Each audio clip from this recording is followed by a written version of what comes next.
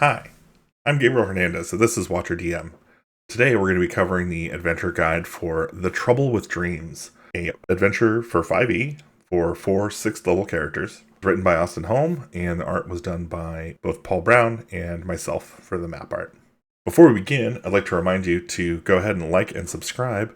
Also, if you'd like to support our work, you can find us on DriveThruRPG, itch.io, or at WatcherDM.com. And of course, you can always go to Patreon and join us there for a couple of bucks. You can get access to all of our newest creations and all of our existing backlog.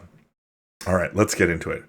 The Trouble with Dreams was the first in a series of adventures that we imagined where the party would go to the dream world, into the land of slumber. And it starts with the story of Queen Aisling, who is the ruler of the region. She's cursed with nightmares, and she can't sleep for more than half an hour a night. And she begins becoming confused and irrational.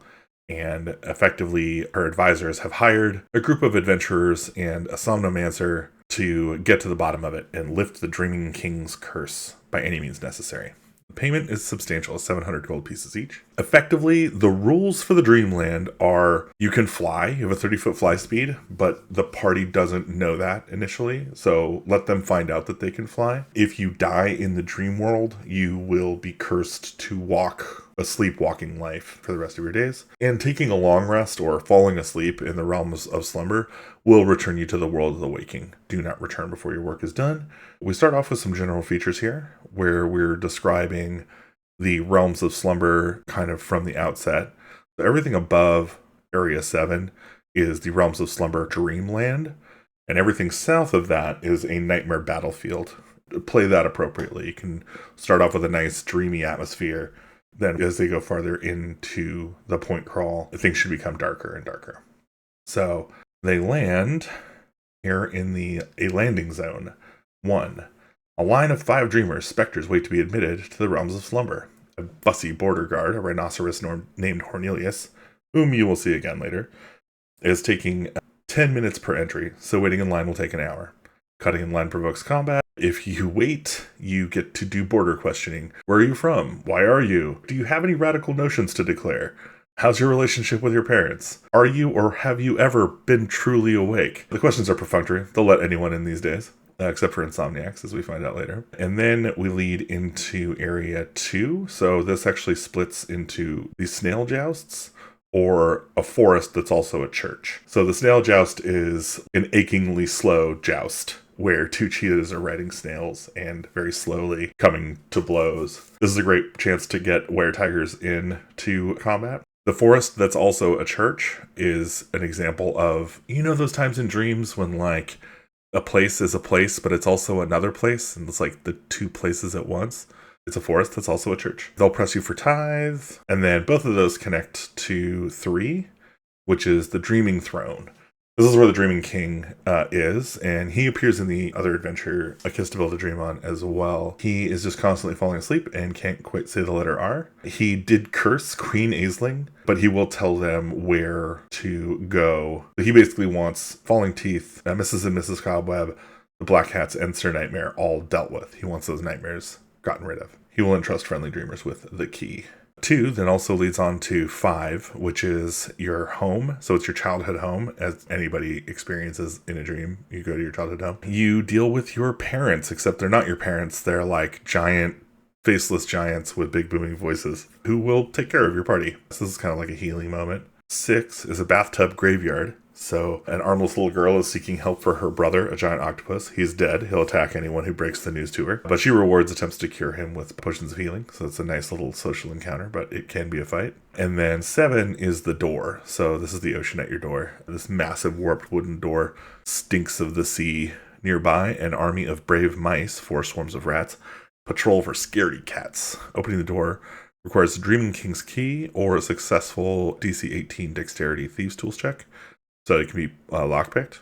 As the rush of the sea comes on, your party might become paralyzed for being frightened, and that's what the scaredy cats are here for. And they will be attacked by the mice if they are paralyzed. So it's a saving throw to see if they're paralyzed, and then the mice will attack any who are. Going into Realm 8, the adventurers enter this area, need to make a DC 13 Charisma saving throw. Any who fail lose 1d6 teeth and have disadvantage on their next saving throw. So it is a death spiral of teeth, and then the teeth that fall out will turn into hostile dental goblins. So they're little teeth goblins. And of course, when you wake up, your teeth are fine. Number 9 here is in between 8 and 10, and can only be reached by one of those. This is the Hunted Hall. 5 yoked sandmen, ghouls, drag the bone sled of Sir Nightmare, a large ghost that deals psychic damage through these endless snowy halls. The imperious Sir Nightmare exists only to chase dreamers. He'll attack any who stand their ground. He appears as a lanky wolf-headed knight with rolling dice for eyes. He speaks in the inner doubts of nearby mortals. So for this one, I would advise coming up beforehand with at least 1 or 2 inner doubts you can imagine your characters having. And if you can get really personal, it's even better to kind of lay that stuff out on them in mid-combat. It's pretty cool. 10 is the Hungry Haberdashery. There is a button-eyed haberdasher, Lamia named Brimshade, and her flock of 5 carnivorous black hats. They are dark mantles, and they just hunt the region. If she is overpowered, she'll bargain to be smuggled out into the waking world. She offers to become a hat of disguise and serve as long as you walk the waking world. She plans to run amok while the heroes sleep.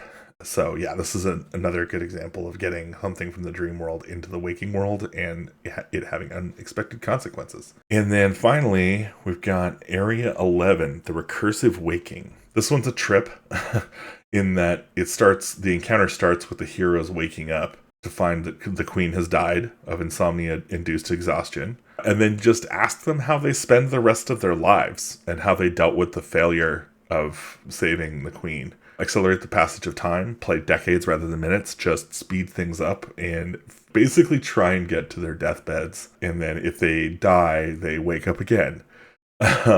Just keep cycling this until somebody finally says they go to sleep. So try actually going to sleep. And you will, of course, return you to the realms of slumber because you are inside of a dream in the realms of slumber. Each time they go through this, they gain a point of exhaustion. So if they reach 4 points of exhaustion, they're attacked by Mrs. and Mrs. Cobweb. So they'll wake up immediately to dealing with these 2 enter caps. Defeating them frees the party from the recursive trap. And if the party escapes by going to sleep, they will catch the cobwebs sleeping under a nearby ticking tree.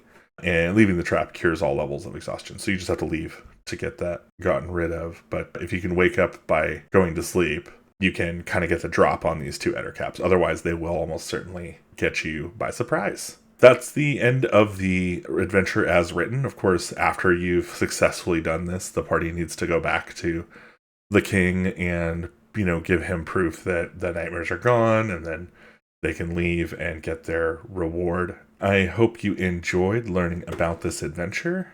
And if you have any information or ideas about better ways we could explain these, or anything you liked about the adventure or would change, please sound off in the comments. Or if you've got your own stories about when you ran this adventure or played in it, we'd love to hear from you. So yeah, sound off in the comments below.